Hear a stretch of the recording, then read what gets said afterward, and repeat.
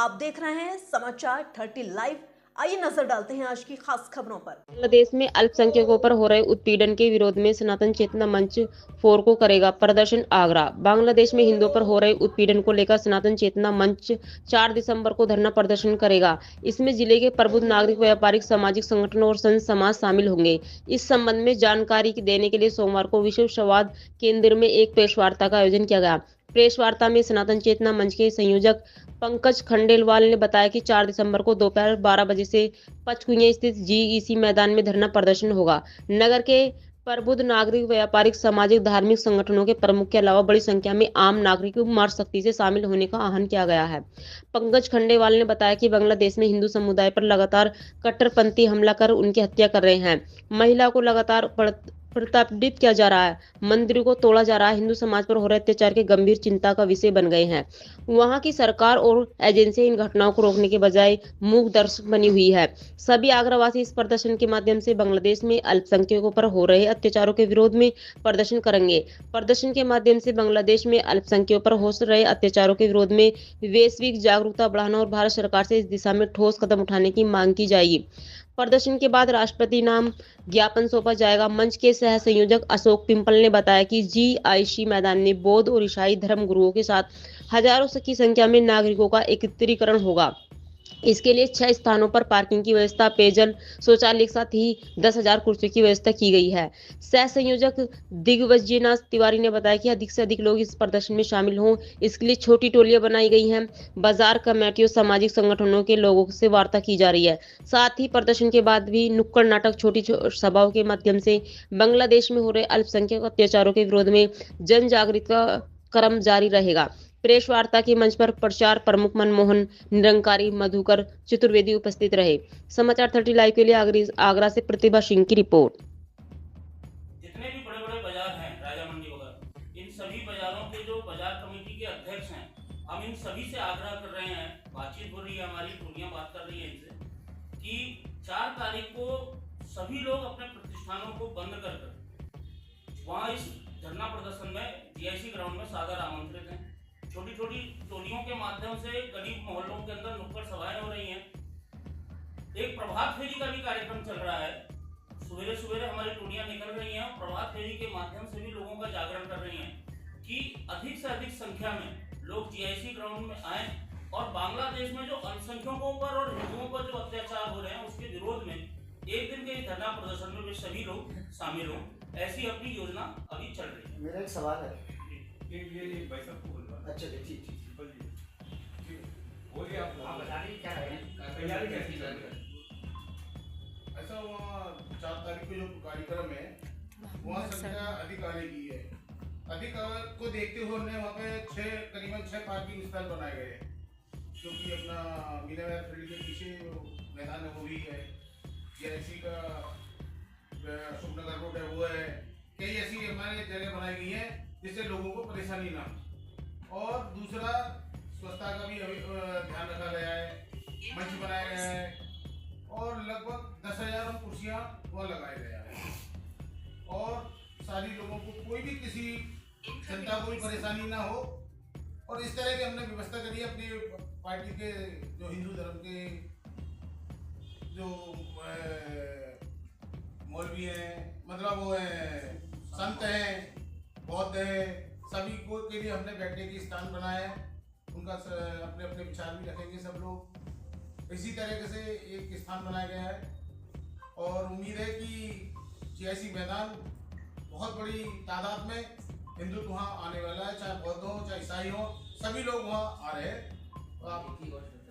और पानी की भी वहाँ पीने की, शौचालय की और महिलाओं के लिए हमने बैठने के लिए व्यवस्था अलग से रखी गई है जिससे महिलाओं को असुविधा ना हो, ये हमारी व्यवस्था है। और महिलाओं के लिए शौचालय भी अलग बनाया गया है और ट्रैफिक के लिए तो हमारा कार्यकर्ता भी हमारा है, बाकी पुलिस से भी हमने मदद मांगी है और अच्छा कार्यक्रम होगा, आप लोगों का सहयोग रहेगा और अच्छा होगा। तो जनप्रतिनिधियों की मौजूदगी भी रहेगी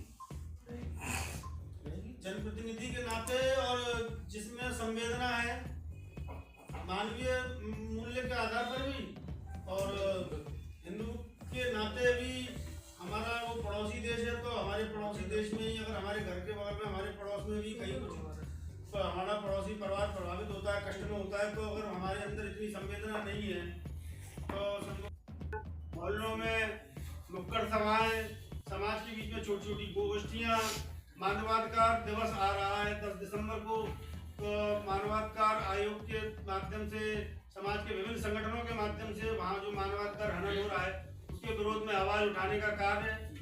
और एक बड़ा जनमानस तैयार हो, विभिन्न प्रकार की जो सामाजिक, राजनीतिक, व्यवसायिक संगठन आगरा में कार्य कर रहे हैं, क्षेत्र में कार्य कर रहे हैं, उन सब के बीच में भी जागृति आए और वह स्वस्फूर्त प्रेरणा से अपने अपने इस प्रकार के विरोध प्रदर्शन के कार्यक्रम करें। और महिलाओं के बीच में भी हम जा रहे हैं, हम छात्रों के बीच में भी जा रहे हैं। खंडेलवाल जी, पिछले 2-3 महीने से ज़्यादा समय से ये मामला चल रहा है, क्या संघ अब आगे जा गए?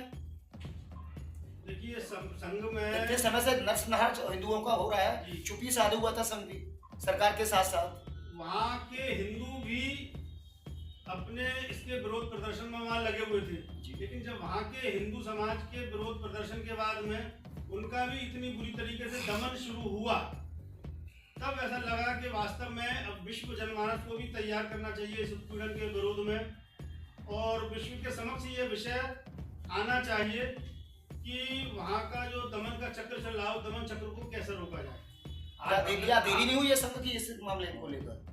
क्या देर से नहीं जा रहा है संघ इस मामले को लेकर? संघ एकदम से किसी भी देश के अंदर कोई भी कार्यक्रम, घटनाक्रम चलता है तो एकदम से संघ हस्तक्षेप नहीं करता है, लेकिन एक जब बड़ी मात्रा में हिंदू समाज के ऊपर, हिंदुओं की जो एक इतनी बड़ी संख्या, वहाँ पर 1 करोड़ से ऊपर की संख्या है, वहाँ आज 8% अभी भी हिंदू समाज वहाँ पर रहता है उस देश में, अल्पसंख्यक ईसाई हैं, बौद्ध हैं, और उनके ऊपर इतने अत्याचार हो रहे हैं, तब फिर संघ ने ऐसा निर्णय लिया। इतने दिनों में वहाँ पर आंदोलन चल रहे थे और वहाँ के समाज भी उसको निपटने में लगा था कि सक्षम है, लेकिन जब अति हो गई उत्पीड़न की, तब संगठन ने यह निर्णय लिया कि समाज को जागरण कराया जाए, चेतना की जाए, और उसके द्वारा एक विश्व पटल पर एक बड़ी आवाज इसके लिए बड़ी। खंडेलवाल जी, आखिरी सवाल मेरा कि मिजोरम में लगातार हिंदुओं पर ये सारी चीजें चल रही हैं, तो मिजोरम पर क्या संघ कुछ नहीं बोल रहा है? छोटी सारी उधर भी अभी फिलहाल हमारा जो लक्ष्य है, नहीं, वो वहाँ भी तो हिंदुओं का हो रहा है ना उत्पीड़न, वो चल रहा है, तो वो वहाँ का जैसा भी है वो राजनीतिक विषय हो सकता है, बहुत सारी चीजें राजनीतिक रूप चलती है।